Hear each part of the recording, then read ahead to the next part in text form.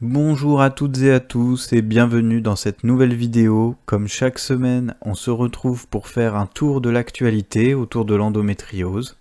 Cette semaine, plusieurs sujets passionnants. On va parler du congé menstruel adopté à l'université de Toulouse, du microbiote intestinal, des arnaques à grande échelle et d'un symptôme méconnu lié à l'endométriose. C'est parti.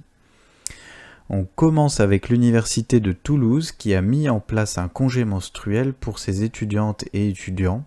Ce qui est inédit, c'est que ce congé est sans limite de jours, ne nécessite aucun certificat médical reposant uniquement sur la confiance.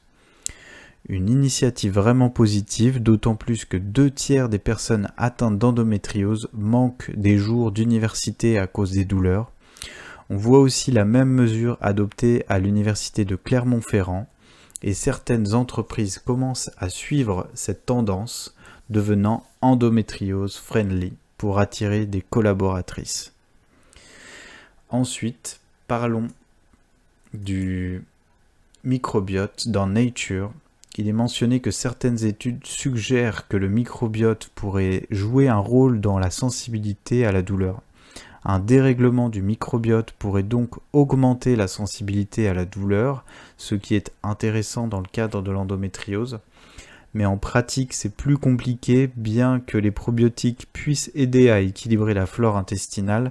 Leur efficacité dans la réduction de la douleur liée à l'endométriose reste à prouver, malheureusement. L'endométriose est aussi un terrain fertile pour les arnaques en tout genre, entre les marabouts, les guérisseurs et même certaines pratiques médicales douteuses. Il est important de rester vigilant. Par exemple, on entend souvent dire que l'endométriose est causée par du tissu endométrial en dehors de l'utérus, ce qui est inexact. Pourtant, c'est ce que vous pouvez entendre dans cette vidéo. C'est la présidente du Collège royal des obstétriciens. Voilà, elle dit que c'est du tissu endométrial en dehors de l'utérus. Et elle va vous dire que pour diagnostiquer l'endométriose, il faut faire une cœlioscopie.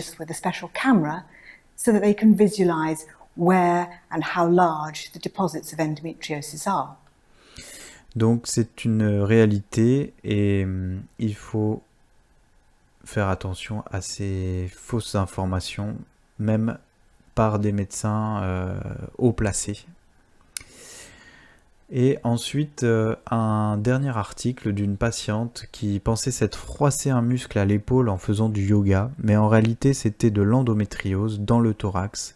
Cette douleur irradiante est un signe d'endométriose, surtout si elle s'accentue durant les règles.